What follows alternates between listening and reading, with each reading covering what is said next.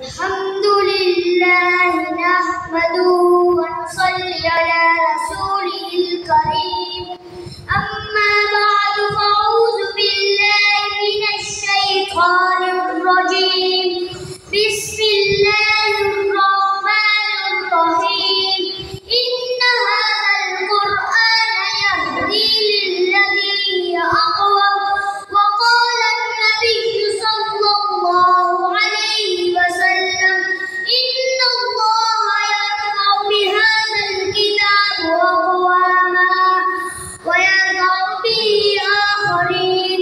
کتاب ہذا میں یہ تاثیر دیکھی، بدلتے ہزاروں کی تقدیر دیکھی. کیوں نہ ہو ممتاز اسلام دنیا بھر کے دینوں میں، وہاں مذہب کتابوں میں، یہاں قرآن سینوں میں. برسان علم نبوت سامعین مزدور کو جواد دور دراز سے آئے مہمان گرامی السلام علیکم. آج میری تقریر کا موضوع ہے قرآن کریم کی عظمت. قرآن کریم وہ عظیم کتاب ہے جس کو اللہ رب العزت نے حضرت جبرائیل کی وساطت سے جناب رسول صلی اللہ علیہ وسلم کے قلب اطہر پر نازل کیا. قرآن وہ عظیم کتاب ہے جس کے بارے میں ذالک الکتاب لا ریب فیہ فرمایا. قرآن وہ عظیم کتاب ہے جس کی حفاظت کے بارے میں انا نحن نزلنا الذکر وانا لہ لحافظون، اور اس کی باقی کے بارے میں فرمایا لا یمسہ الا المطہرون، اور کفار کو چیلنج کرنے کے لیے کہا فاتوا بسورۃ من مثلہ. جب اللہ کے عدل نے زمین و دنیا کے آسمان کو بنانا چاہا تو آسمان و دنیا پر تمام فرشتوں کو جمع کیا. تمام فرشتے حیران و پریشان تھے کہ آج کون سا دن ہے، مگر تھوڑی دیر بعد اللہ رب العزت کی زبان پر ما یلیق بشانی سے سورۃ یاسین کی تلاوت فرمائی گئی.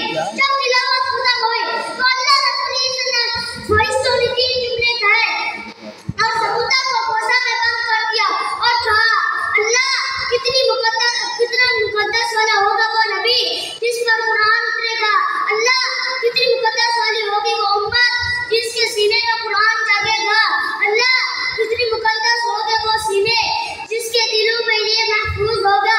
اس لیے شاعر نے قرآن پر کہا ہے کتاب ہذا میں یہ تاثیر دیکھی، بدلتے ہزاروں کی تقدیر دیکھی.